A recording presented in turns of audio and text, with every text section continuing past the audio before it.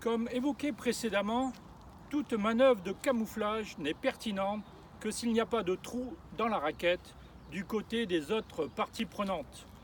Ce dut être facile avec l'OTAN, responsable d'un exercice ne démarrant que le lendemain du naufrage et susceptible à ce titre de servir de leurre pour brouiller les pistes, mais plus complexe avec les Britanniques, car impliquant des pêcheurs anglais déjà victimes par le passé de ces rencontres en mer avec un sous-marin. Heureusement, façon de parler, l'Académie n'est pas renommée pour avoir des états d'âme, et cette triste scène commémorant la mort de nos 1295 marins tués à Mers-el-Kébir par les Anglais en témoigne violemment. Si l'on ajoute que le suspect principal du naufrage sera à un moment donné de l'enquête et reste le sous-marin nucléaire britannique Turbulent, encore un Sénat, mais il en faut deux pour faire s'entraîner, n'est-ce pas, le rugby? Il n'y a pas dû avoir beaucoup d'hésitation de leur part pour participer à cette conspiration. Et c'est là où l'on voit un premier hélicoptère de la marine de guerre anglaise apporter spontanément et symboliquement son devoir d'assistance de marin en larguant le radeau de sauvetage rouge juste au moment du naufrage avant de s'esquiver immédiatement. Puis un autre, le fameux bicolore des gardes-côtes marqué Rescue, va venir effacer les traces accablantes de cette action impliquant directement la Royal Navy en perforant le boudin du radeau à coups de poignard pour le couler et ainsi ne pas révéler son propriétaire, entre guillemets.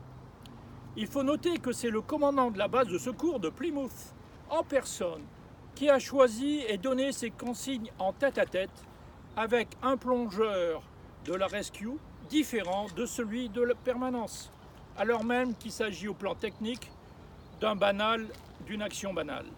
Dès lors, ma lecture en creux m'incite à y trouver le signe qu'il s'agissait d'un ordre qui lui était personnellement donné et confié, et venant de très haut, car susceptible de devenir une affaire d'État en cas de respect des procédures habituelles. Tiens, cela ne vous rappelle rien? Et ici, il y a un premier hic. L'Éridan est présent sur le site du naufrage et signale qu'il n'y a personne à bord de ce radeau. Dès lors, il aurait été insolite vis-à-vis de ces pêcheurs franchés et dangereux au regard de l'enquête judiciaire de remonter cette preuve encombrante à bord de l'hélicoptère. Plus tard, l'équipage arguera qu'il s'agissait ainsi d'éliminer un risque de confusion ou de collision, comme si un radeau de sauvetage gonflable présentait un risque sérieux pour la navigation. Plus c'est gros, et mieux ça passe. Et l'amirauté ne va pas s'en arrêter là.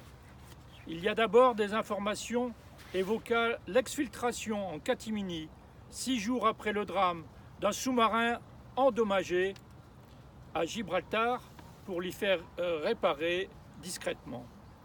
Il y a ensuite le fait que la patronne de la plus grosse flottille de pêche de Cornouailles a fait l'objet de pression de la part des gardes-côtes britanniques pour ne pas s'immiscer dans l'affaire du Bougalé.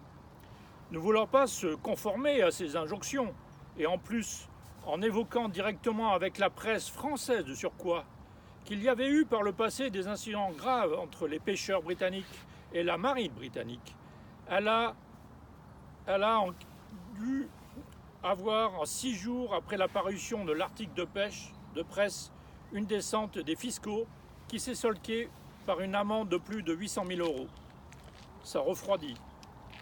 Il y a en fait le fait que l'amirauté s'est bien gardée pendant longtemps de reconnaître que ce jour-là, à cette heure-là, et dans ce caravoyage-là, la zone Delta One, il y avait bien un exercice naval dans le cadre de leur Weekly War, leur guerre hebdomadaire. À ces actions immédiates de containment, autrement dit de nettoyage des preuves, vont dans la foulée s'ajouter en parallèle du côté français des actions spécifiques et sophistiquées de désinformation et de déception. Ces termes officiels en vigueur dans les armées vont impliquer plusieurs ministères peut-être à l'insu de leur plein gré sur certains points, ce qui illustre qu'il s'agit bien d'une opération en boucle courte. Courte, car elle court-circuite certains échelons organismes du Premier ministre ou de ses services, étant validée par le président de la République, avec lequel la défense rend compte en direct via l'EMP, l'état-major particulier qui est directement rattaché au chef des armées. C'est ce que nous allons voir dans le prochain épisode consacré à l'opération qui aurait pu être baptisée Neptune.